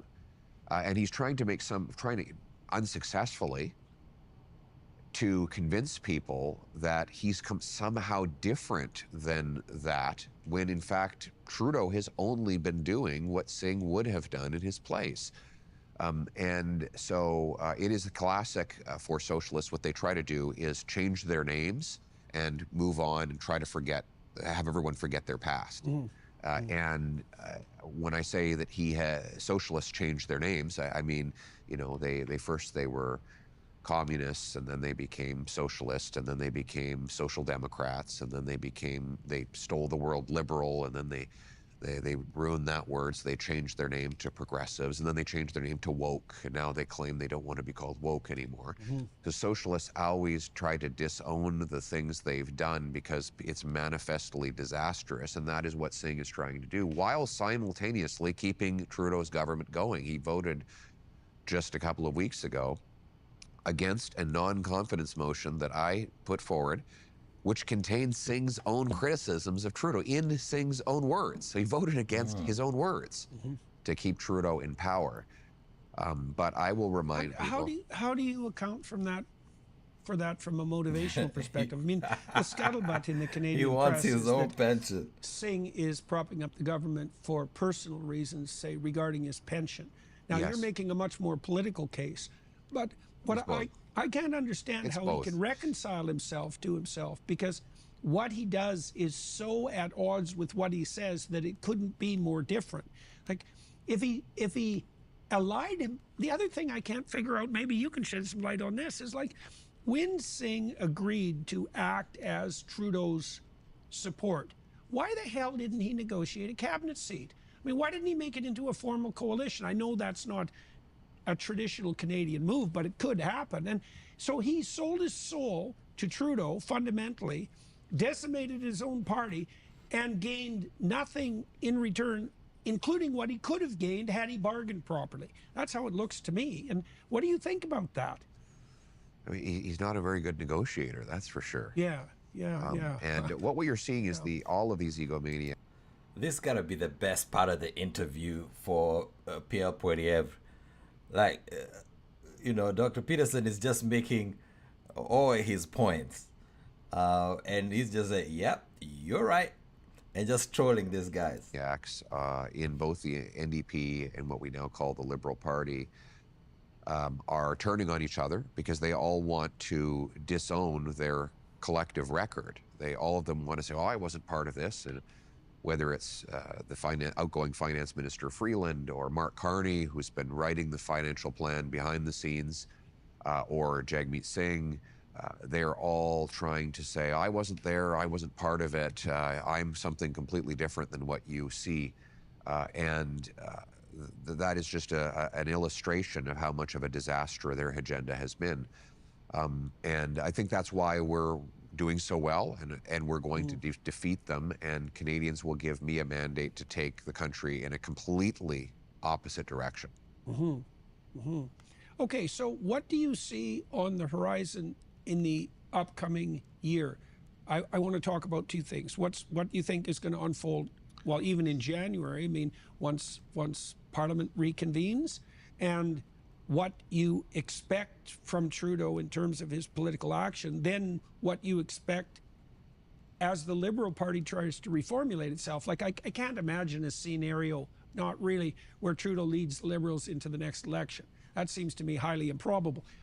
it wouldn't surprise me if They he has did to be this removed actually kicking before and Trudeau screaming, resigned. so to speak. But Trudeau resigned today. I'd like to hear your thoughts on what are Canadians to expect in the upcoming months. So Parliament's back in late January. It will take some weeks to actually get a non-confidence vote onto the floor of the House of Commons. Then we'll see if Jagmeet Singh's latest promise of voting non-confidence was as insincere as his prior commitments to that effect. When does his pension kick in? In February. So he's now basically, he said yesterday that he would put forward a non-confidence motion at the earliest opportunity. Well, that's likely to be March, which is Oh, that's convenient. Okay, Right so that after. problem's off. So really, That's right. so March is the early. Hey, good news, guys. Jagmeet got his pension, so we will have a vote of no confidence. Like literally, as soon as Jagmeet got his pension, Trudeau had to resign. Isn't that crazy? As far as you can see, that election could be called. Again, Singh will not vote non-confidence before he gets his pension, or at least he will not vote non-confidence in a way that sees the election happen before his pension kicks in. So we won't have an election before very late winter, early spring. Then there's the possibility that the Trudeau resigns and then goes to the Governor General and says we need to shut down Parliament, while the Liberal Party then chooses a new replacement, a Trudeau 2.0. And so there would be a leadership race. God knows how long that would drag on for during. You think approximately in March, no earlier than March, as far as you can foresee. Yeah, probably. And during which time we'd continue to flounder and twist in the wind. And by the way, you know, the Liberal media is all saying, well, surely you wouldn't want to trigger an election during a Liberal leadership race. Excuse me, the Canadian people are not obliged, 41 million people are not obliged to wait around while this party sorts out its shit. You know, like, these guys could have. Oh, he just cursed. This is even spicier than I thought. This guy, man, this guy on the mic is something electric. Got rid of Trudeau a year and a half ago. They knew he was a disaster then. And now they say, well, we're low in the polls, so we have to get rid of him.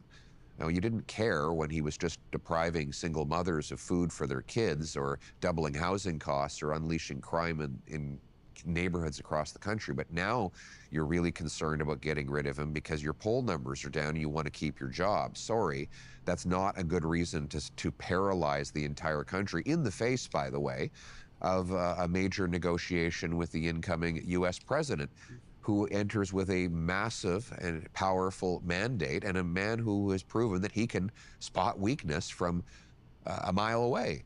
So the country should not be forced to wait for the Liberal Party to clean up its own mess. They've had plenty of time to do that. What we need now is certainty, and the only way that can come is through an election so the people can decide. And so who do you see as contenders on the Liberal side? I mean, Freeland, I think, is going to make a run for it, but Carney, do you think he's going to throw his hat in the ring? Now, he famously rejected the opportunity to become Trudeau's finance minister. After accepting it. After accepting Okay. it. Well, so the chronology that we're led to believe, based on sources who've spoken about it to the media, is that Carney agreed to the job. Trudeau went to Freeland days before she was to introduce her fall update and said, yeah, I'm going to be firing you to bring in Mark Carney. And then when that blew up with her unexpected premature resignation, then Carney looked at it and said, I don't want any part of this. And he crawled under his desk. And so he was happy to take the job when it looked like it was a clear path. But then when it was a messier path, he hid from it. But why would have he decided to take that job to begin with? Because it's a good question. Well, God, you can't imagine stepping into a more thankless role. I mean, who would want to associate with these guys? Well, Carney already has a reputation. It seems to me that if he has prime ministerial ambitions, he'd just wait for the Trudeau Liberals to cataclysmically degenerate even further and then step in. By the way, this Mark Carney, they're saying, has a reputation. This guy printed money in Canada, got the UK job, printed money in the UK, now he's back in Canada to print more money. That's the reputation they're talking about. He was the head of the Fed, and then went to run the Bank of England, and then came back. And Trudeau was about to appoint him Minister of Finance. That's why they were busy shoving Freeland to the side. But Freeland resigning made sure that you cannot just appoint another dude to just keep doing a terrible job, fall on the sword or like jump on a sinking ship. So he declined the job that he had already worked to get Freeland out of. Funny business. And as the savior. Look, he's going to try and distance himself now, but here's the problem. He signed on as Trudeau's economic advisor. It's an official role he holds today. Now, he's going to make one of two arguments. One, he's going to say, yes, in fact, I was his economic advisor, and therefore I am responsible for the $62 billion deficit and the catastrophic growth and the rising cost of living. Or he's going to say, I wasn't really his advisor, I was just full of it. You know, he has to decide, was he lying to everybody when he claimed he was Trudeau's advisor? Or was he telling the truth? And either way, he's got a major political problem that he is now totally inseparable from the Trudeau record. He supports the carbon tax. He supports the attack on our energy sector. He told me in a parliamentary committee that he opposed Canadian pipelines, even though his company has invested in pipelines in the Middle East and in Brazil. You know, he is part of the Davos agenda. He's just every bit as radical as Trudeau. The only difference is he's got a nice banker's haircut and suit, and he wears navy blue socks rather than polka dot socks. This guy is a troll. But beyond the aesthetics, trolling. he shares Trudeau's entire ideology, and he represents the status quo. Okay. So what do you see? Let's do this. I want to know what you see as, like, frankly speaking, I don't envy you your job, and or the people, by the way, in the Trump administration, because it's very. That's a good question. Would you guys want to be Prime Minister of Canada right now? Is this one of the shit jobs that you're like, I'm glad somebody has to take it, but I would hate it if it was me? Other than the fact that you and your buddies probably get to steal a whole bunch from the people. But, you know, that aside, do you think it's a good job right now to be the Prime Minister of Canada?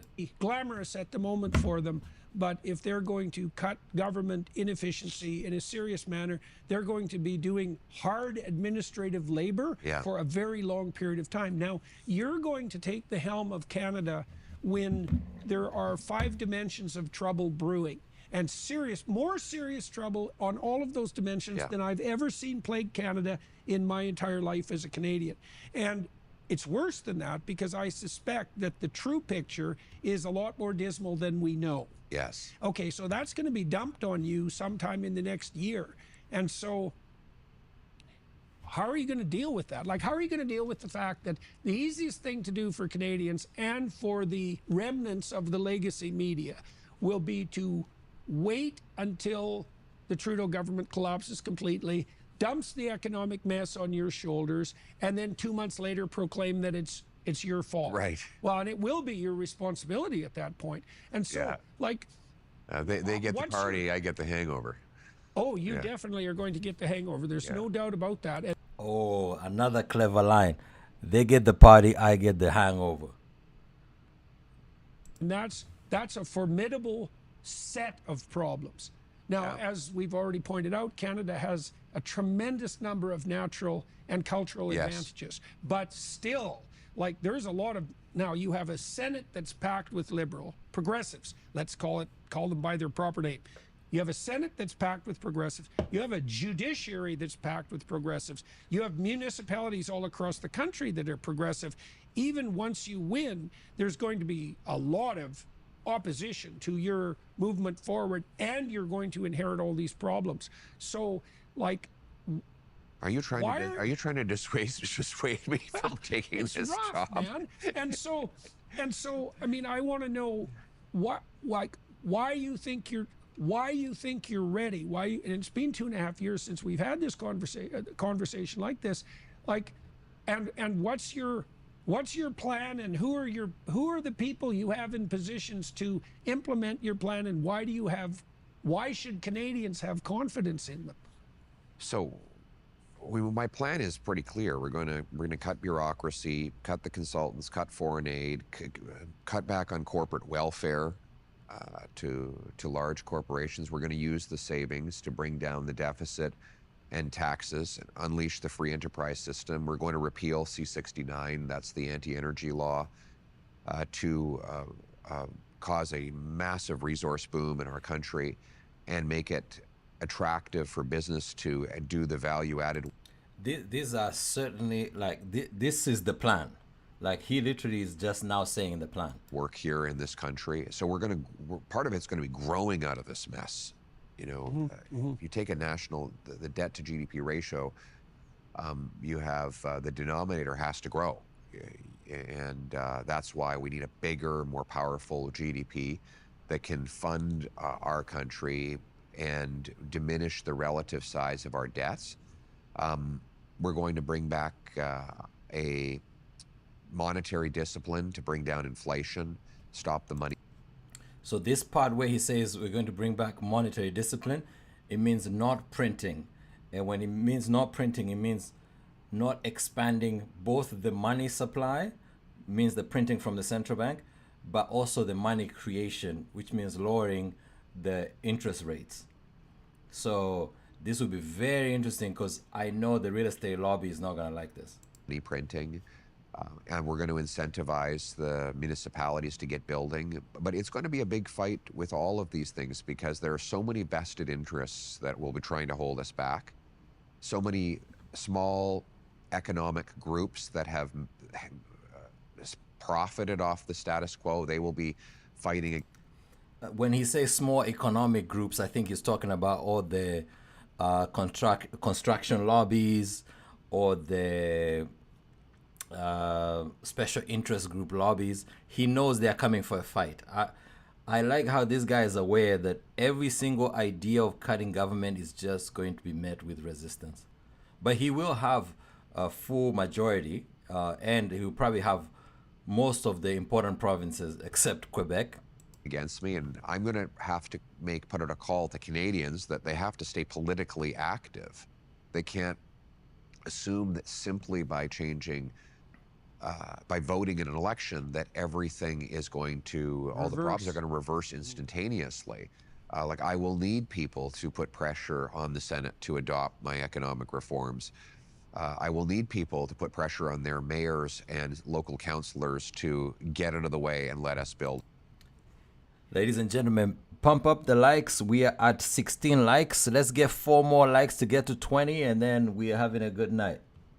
Cheers again. Homes. I will need businesses to actually do their part. I mean, our corporate Canada is so completely incompetent when it comes to politics. They're going to have to start to fight for the policies that are good for their workers more aggressively. And I've said that to them. They need to fire their incompetent lobbyists and actually go to the people and make the arguments for the reforms that I'm talking about. And are the businesses that you're talking to, these are larger businesses, I presume, do they understand your concerns? Are they on board with your suggestions? They're starting to understand because they know that what they have been doing hasn't worked. Well, the energy companies have been towing the green line, which seems to me to be a very bad strategy. They're idiots. They're complete idiots. The big 5 oil companies in Canada have idiot lobbyists. They have brilliant workers, incredible workers. Oh, that's fighting words. He's calling the big 5 energy idiots. Those are fighting words. But idiot lobbyists. And they've been trying to suck up for the last 10 years and did nothing to support the right policies in the prior years. So that's going to have to change. The developers are going to have to inform people in the cities why housing costs so much. You know, how is it possible that Olivia Chow can raise development charges by 30% and nobody in Toronto knows about it? Well, it's because the builders have not made it known. And so the builders take the blame when the housing costs go up. I mean, sorry, you have to actually, politics is a participation sport, not a spectator sport. So our business community is going to have to step up and make the argument for these changes, or I will come up against a lot of political barriers. So my message to everyone is God willing, I will triumph in the election, but the people who want the changes that I'm talking about are going to have to stay politically active to push them through and over the finish line. So one of the remarkable things that transpired on the American front, and rather precipitously in the last 3 months of the election, was that a remarkable team of people aggregated themselves around Trump. And that, well, that was heartening because each of those people had their own track record of stellar accomplishment, but it also helped decrease people's concern about Trump as a individualistic autocrat, let's say.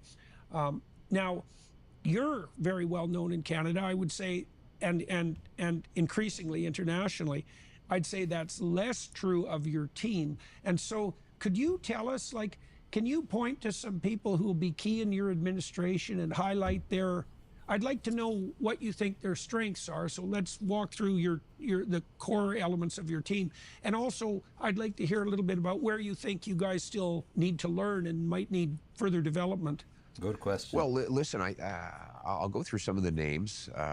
For example, we've got Andrew Scheer, who was the party leader a few years ago, but he actually did a good job as party leader and learned a lot in that process. He was the Speaker of the House, and that's important in a House leader. He knows the rules of the game, because a lot of the stuff that gets done or doesn't get done is the result of procedural maneuvers. So you need someone who understands procedure, and he understands it better than anyone. That's why I think our House strategy has been so successful.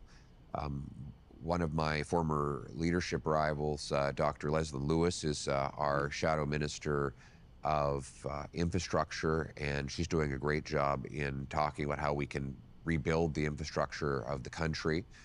I think we've got newcomers like Jamil Javani, who was recently elected in an overwhelming mandate in Durham, and Melissa Lanceman, our deputy leader, extremely well liked in Toronto, very well known across the country. She's been a terrific communicator. Not a typical politician outfit. So these are very good looks people, and we're super of Gen course Z recruiting about a it, whole don't you guys think? army Let of me hear in the candidates chat. who What are do you not think yet of like his elected in our disposition? non-held ridings that will help me not just win the election, but govern if, God willing, we do.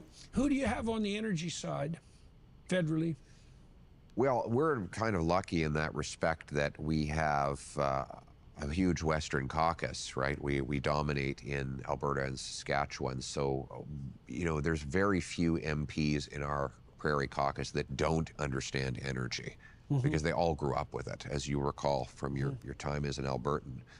And they know what to do. And I've also planned to I've talked to Daniel Smith, and I said, look, and Scott Moe, who's the Premier of Saskatchewan, I said, look, you guys need to be ready for it. When I win, we need your help to reform the approval laws so that we can get some resource projects going, like, immediately. I won't speak for her, but Premier Smith from Alberta, who's a fantastic leader, has said she's happy to help. And she knows the energy sector inside out and backwards.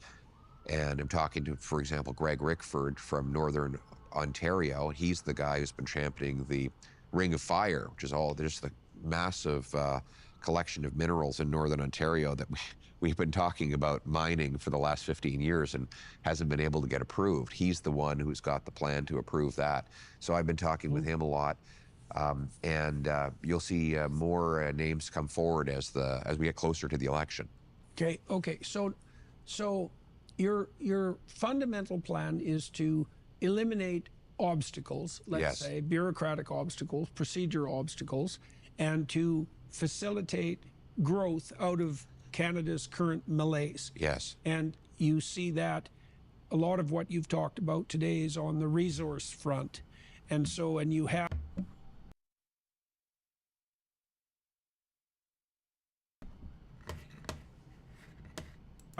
premiers who are going to back that. Canada is also a sophisticated nation. We're more than hewers of wood, let's say, and drawers of water and purveyors of energy. why don't you talk a little bit about, let's presume for the sake of argument that you have 2 terms, 8 years, Yeah. let's say, which is not I think that that's a reasonable prognostication if things go at least moderately well, right? And so 8 years from now, what is the Canada that you are planning to lead? What does it look like? I think it's a country where any young person can say, this is the place to start a business. This is the place to take a risk and break through. It's a country where, a country of adventurers, explorers, inventors, workers, people who are extremely ambitious and rewarded for that ambition. It's a place where not only do we graduate brilliant engineers in Kitchener-Waterloo, where we do, some of the best in the world, Yes. but they say, hell no, I'm not leaving Canada. This is the place to be. This is where the best tech company is hiring the next 700 people.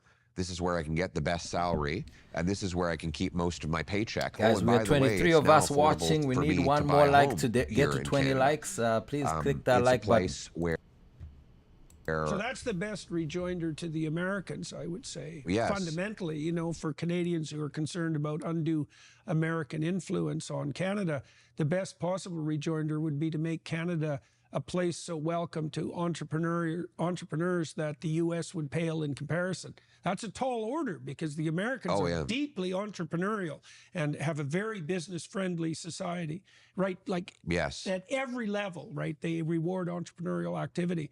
Okay, So I want to see that we you know, for the first 14 years of this century, Canada had more American investment than America had Canadian investment. So in other words, we were winning the tug of war of capitalism with the greatest capitalist economy the world has ever seen.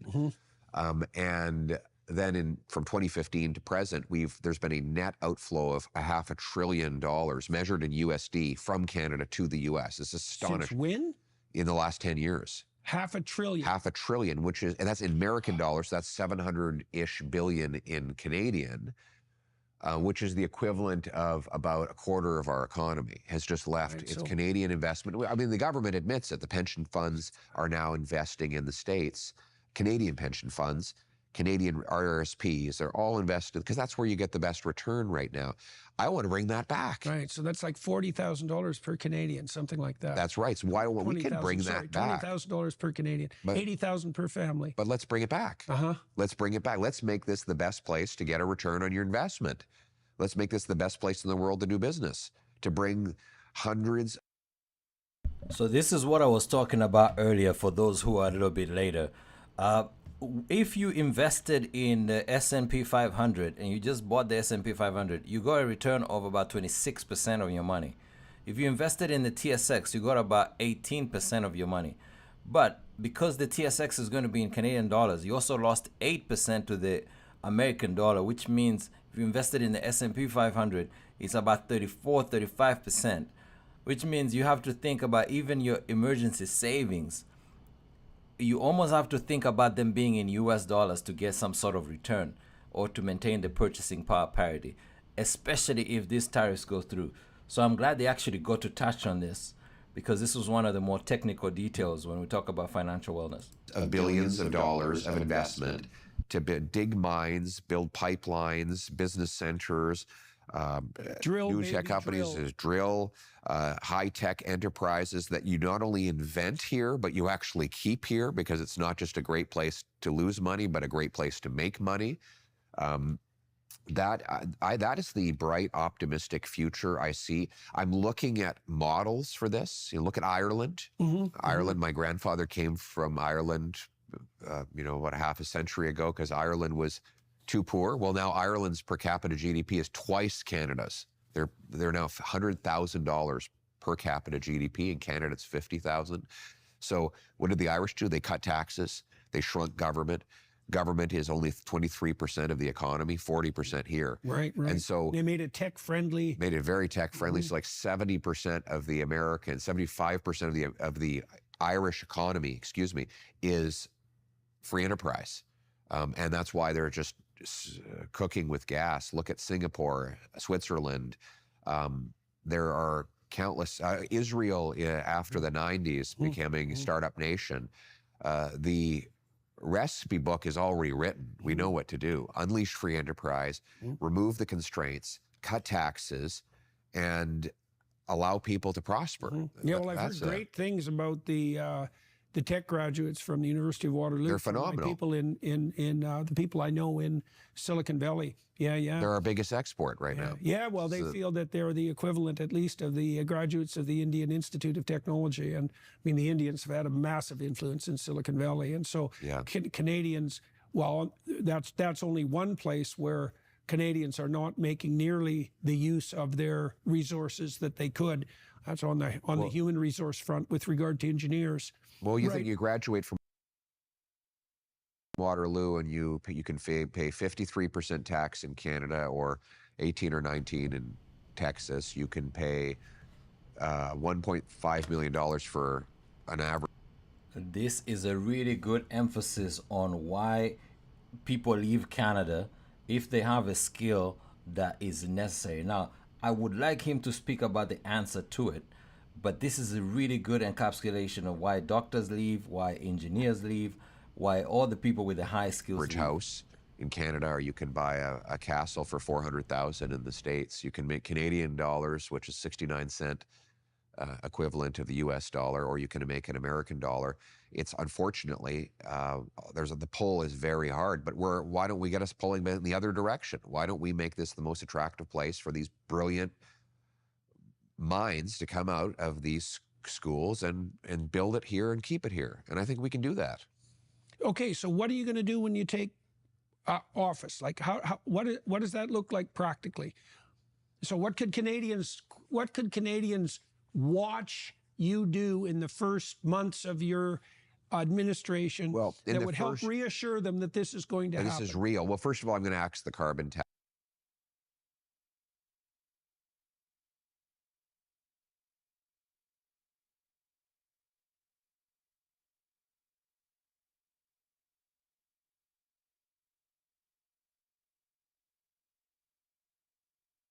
Watch you do in the first months of your administration that would help reassure them that this is going to happen? This is real. Well, first of all, I'm going to axe the carbon tax. It's been kind of an epic commitment that I've made. It's iconic, and so I have to follow through on it immediately.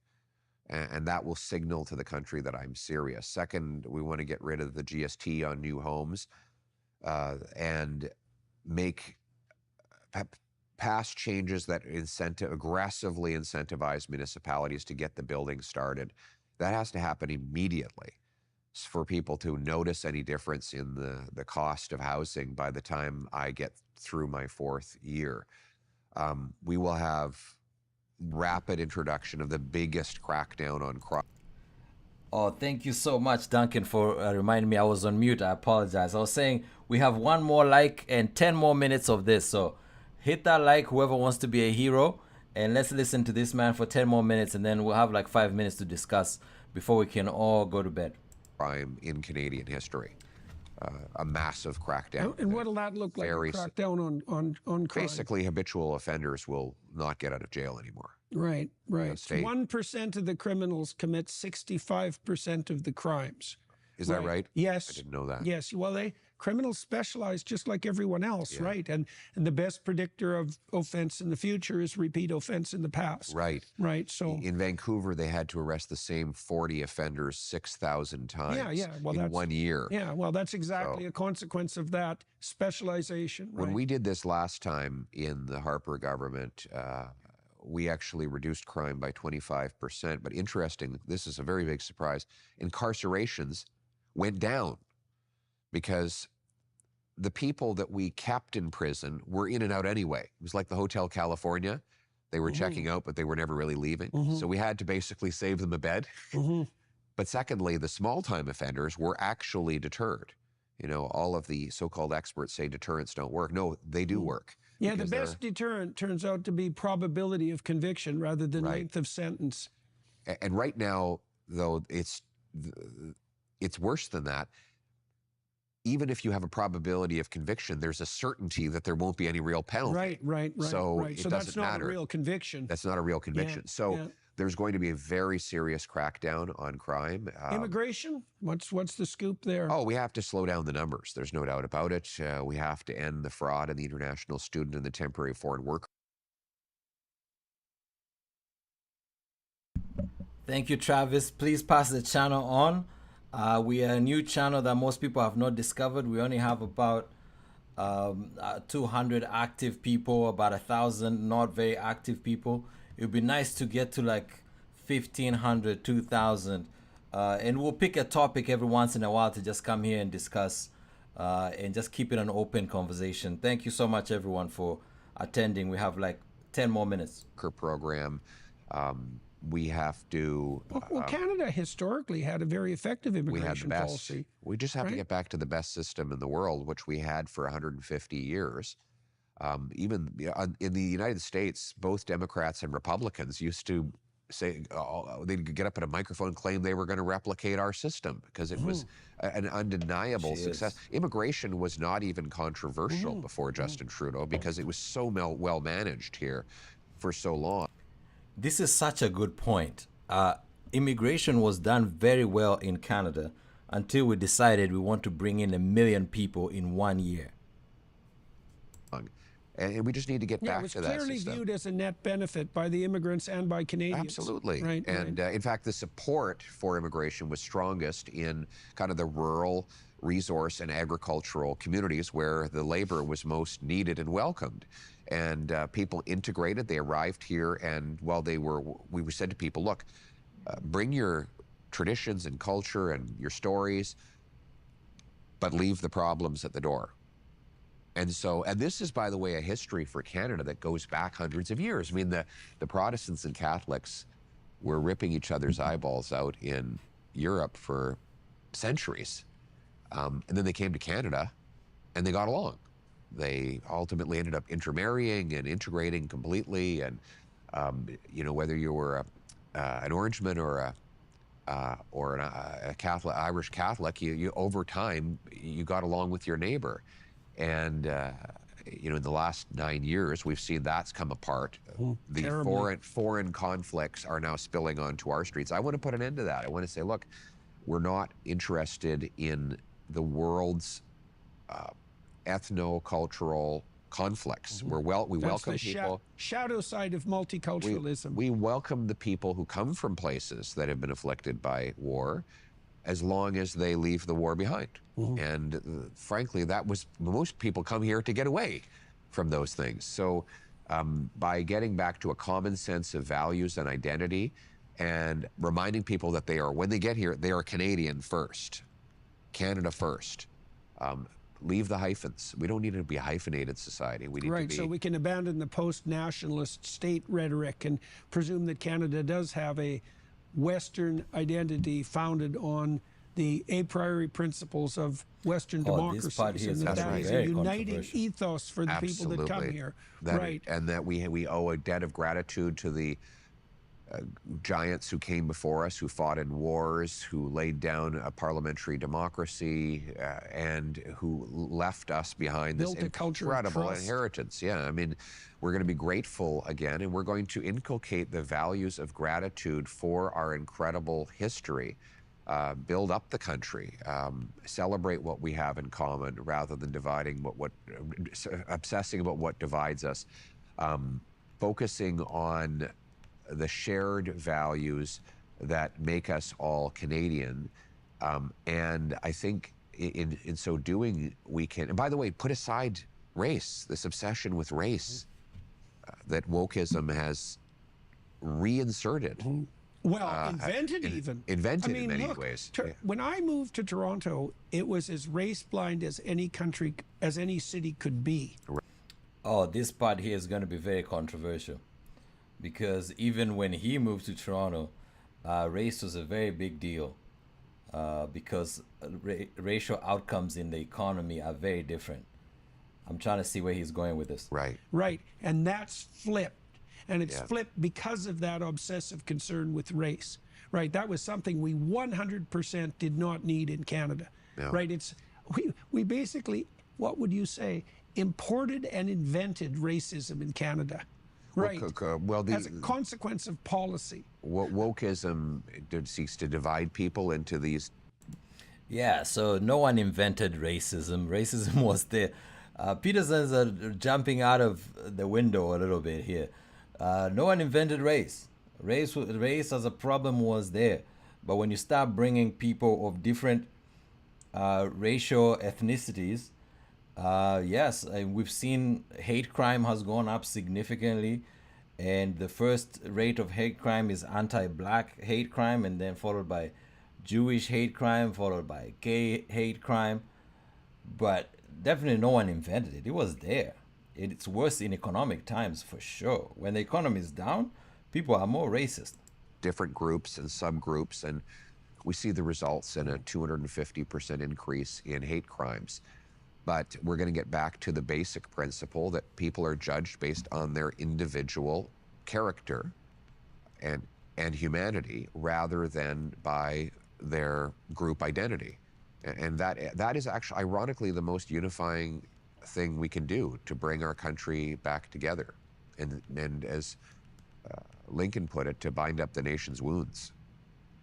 All right, so we started the conversation with a description of the manner in which the intergenerational compact that makes up the nation had started to become violated or frayed, right? You said that young people in particular, you talked about middle-aged people and business people as well, but you said young people felt that even if they did act responsibly, and even if they did undertake the adventure of their life, the entrepreneurial adventure of their life, that the probability that they would be successful, even in the centrist middle-class manner that Canadians had become accustomed to, that had become an unlikely outcome. And so your vision, it sounds to me, is to, at minimum, restore that social contract so that young people who are interested in adopting responsibility and taking some risk can be assured that that will meet with success. And you think that you have the team that's in place that can make that possible. Yeah. So let's close with this. How are you a different person than you were 2.5 years ago? I mean, I would say I'm tougher. Interesting question. what does that mean, tougher? Well, it's like in what way? you watch a boxing match and you see these guys get hit again and again and again. You say, how is it that you can take a punch? The average person takes a punch like that on the street, they'd collapse. Well, once you've taken a punch, you know how to take a punch. And when you run for leader of the oldest and biggest political party in the country, and you're trying to Okay, guys, I think we're going to the soft questions. Vested interests. We're going to the soft questions, so they're kind of wrapping up. Just get in the chat, type what you found interesting, the part that you found that you will take with you. And thank you so much for coming and rocking with the chat. I really, truly appreciate it. Great participation, especially Travis, Duncan, Dragonfly, a few other people that I'm scrolling up to see. Tabi C, you know the vibes. Thank you so much. We'll be looking at these economic topics. It doesn't have to all be boring, so we'll look at economic topics every once in a while. Please subscribe so that you get the notification. I'll try to bring you different economic topics. The next one we'll do is a study on how Gen Z are managing money. That should be really interesting. So let's finish this one. Some super easy questions, 3 minutes, and then that's all she You're going wrote. to take a lot of punches, and I have, and I've withstood those punches, and as a result, I feel stronger now than I did when I started.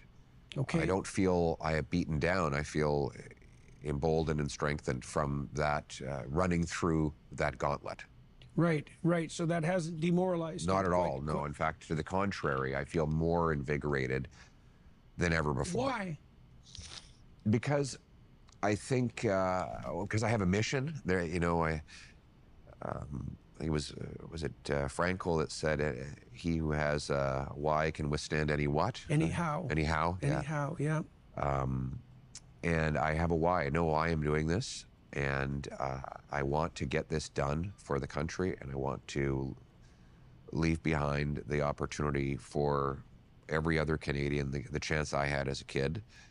And I know it's personal for me.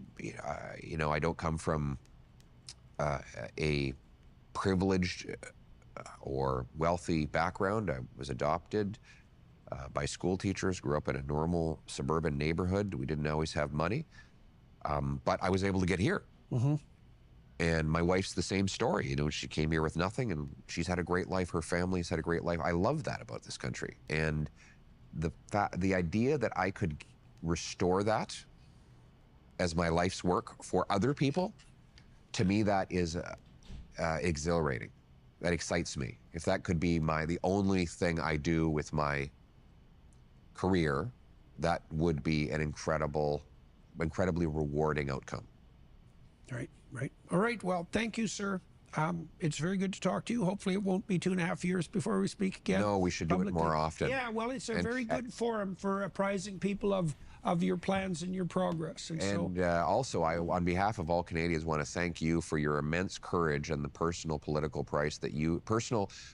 and non-political price that you have paid for standing up for your convictions and defending freedom of speech, because I know you have paid a very big price for that.